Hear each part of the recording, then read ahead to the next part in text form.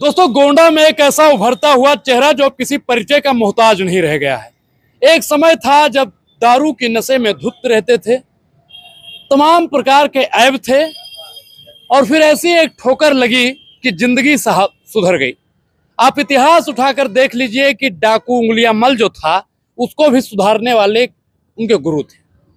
तो कौन है पीयूष पांडे का गुरु, आज ये भी मैं आपको बताने जा रहा हूं। गोंडा रसोई अब चालू हो गई है, लगभग 8-9 महीना हो गया है, साल भर पहुंचने वाला है। आपको दोस्तों बता दूं कि जब इनके बारे में मैंने एक डॉक्यूमेंट्री मेरी तैयार हो रही है, बहुत जल्दी आप लोगों के सामने आएगी। कटाह घाट पे मैंने लोगों का इंटरव्यू किया और भी इनके गांव में मैंने रिसर्च किया, तो पता चला कि सब लक्षण संपन्न था इनमें। मतलब जितने भी ऐब थे वो सब इनमें संपन्न थे। तो ऐसा क्या हुआ कि पीयूष पांडे दुर्गुण को छोड़कर सतगुण की ओर आ गए। ऐसा क्या हुआ कि ऐब का रास्ता छोड़ के निस्वार्थ मानव भाव सेवा करने के लिए एक अच्छी पहल इन्होंने गोंडा में कर दी। ये गोंडा के एक ऐसे शख्स हैं जिन्होंने गोंडा रसोई की ना शुरुआत करके बल्कि भूखे को खाना खिलाने की शुरुआत की। गोंडा रसोई एक रसोई ही नहीं बल्कि भूखों की एक उम्मीद है, गरीब गुरबा दलित पिछड़ा अल्पसंख्यक का एक सहारा है। और हम पीयूष पांडे जी से ही बातचीत करेंगे और बताएंगे क्या कुछ इसके पीछे की सच्चाई है, क्योंकि कई इंटरव्यू आपने देखा होगा और वो सब ना निकल कर आया होगा आपके सामने जो आप सुनना चाहते होंगे। पांडे जी, पहले तो आपका बहुत बहुत स्वागत। बहुत बहुत धन्यवाद भाई।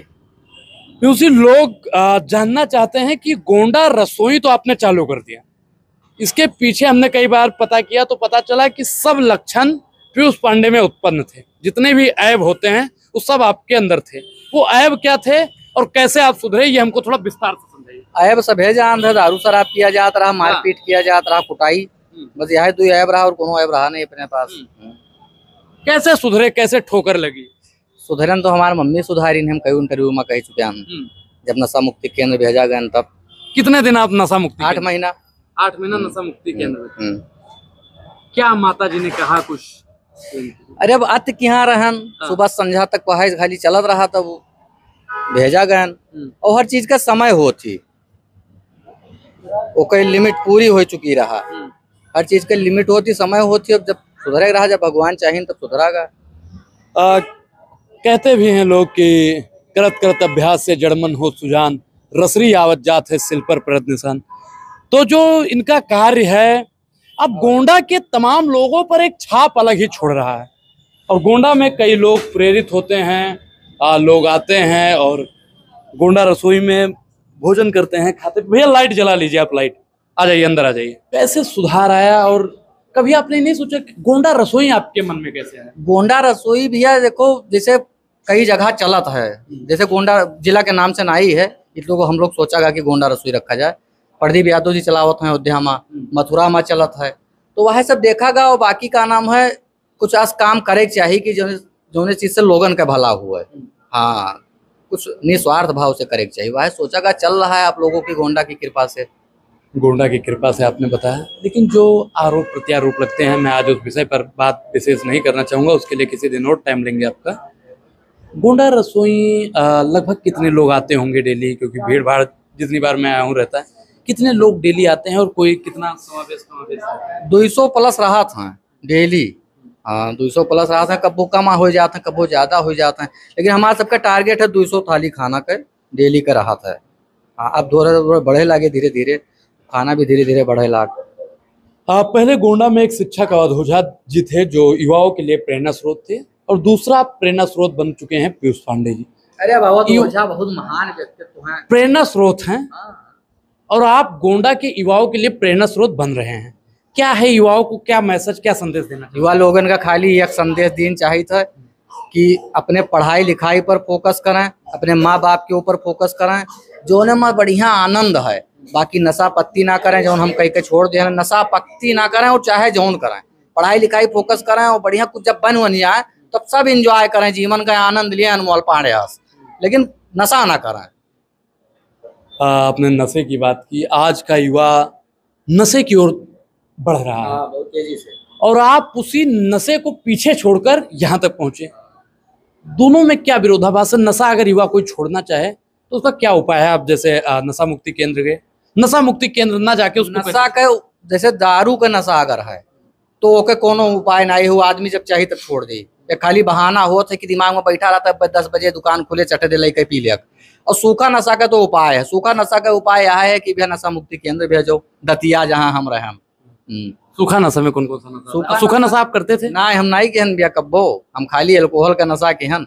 सूखा नशा में स्मैक हुआ, चरस हुआ, ये सब नशा, ये सब का नाम है आदत, आदमी का शरीर का आवश्यकता बन जाती।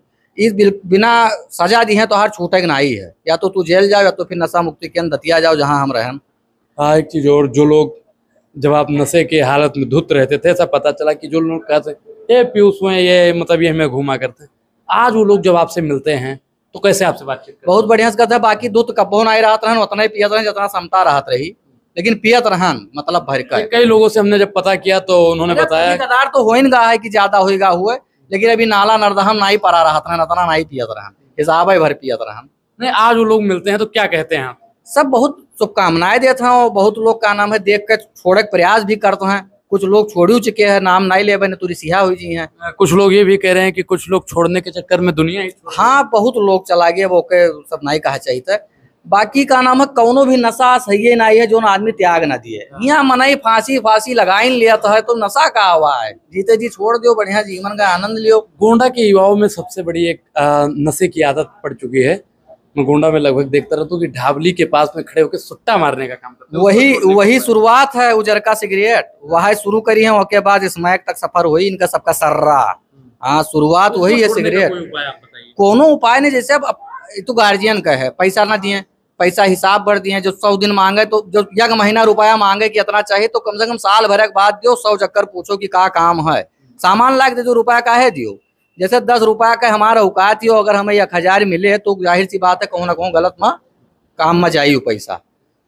तो सबसे पहले तो अपने लड़कन का ध्यान देख चाहिए गार्जियन का कि कहाँ वो जाता है, के साथे रहत है, संगत पर ध्यान देख चाहिए, कस मने के साथे बैठत उठत है, पैसा पर कंट्रोल करके बाकी मोबाइल चेक करे चाहिए। और आज के युवा से यह कहा जाती कि इंस्टाग्राम और जो फेसबुक हेंटेन है, ये सब हिसाब भर चलाओ, ज्यादा पढ़ाई पर फोकस करो, हर चीज का समय बनाओ, टाइम टेबल बनाओ। बिना टाइम टेबल के आप कोनो भी काम जीवन में कर नहीं सकत हो। आपने कहा संगत की बात की, या तो हमारे घर खलियर रहो, रील बनैबो, तो हमारे देखो छात्र जीवन वाला समय हमारा दूसर में रहा, तो हम नहीं चाहते कि आज के लड़कन के वही मेरे समय हुए, कुछ पढ़ लिख के बनो, आगे बनो, हम नहीं इतना हो पाए, हमारा दूसर संगत रही, दूसर काम रहा। आपने संगत की बात की, संगत से गुड़ होते हैं, संगत से गुड़ जात। कौन सी ऐसी संगत आपको मिली कि आपको उस संगत गोंडा रसोई की ओर और हार्दिक फाउंडेशन की ओर ले? ये तो हम पहले वीडियो में बतावा है कि क्या नाम है, हमारे एक दिन जन्मदिन रहा, बहुत पहले फैजाबाद रहा, तो हुआ हम देखा रहा मॉडल साहब के बाद सभी दारू वारू पिया गा, हमारे जन्मदिन कहीं बाहर निकला तो देखा एक आदमी रहा बुजुर्ग टाइप का, तो वो हमें लाग की कुछ जरूरतमंद है, मतलब तो का पूछागा तो भूख लाग रही, तो का हमें वही 100 रुपया देना, तो हमें वही लागे मन में आएगा रहा कि फलूहन का दारू पिया वो अच्छा है कि काम करो कि जरूरतमंद लोग खाना खाएं। यही लिए गोंडा रसोई का निर्माण कीनगा। जी, बहुत बहुत धन्यवाद। धन्यवाद। किसी ने लिखा था कि काम करो ऐसा कि नाम हो जाए, और नाम हो ऐसा कि नाम लेते ही काम हो जाए। इस पूरी बातचीत को लेकर आप क्या सोचते हैं, प्रतिक्रिया जरूर दें। अगर आप गोंडा रसोई का सहयोग करना चाहते हैं तो डिस्क्रिप्शन में दिए गए नंबर से संपर्क कर सकते हैं। बहुत बहुत धन्यवाद।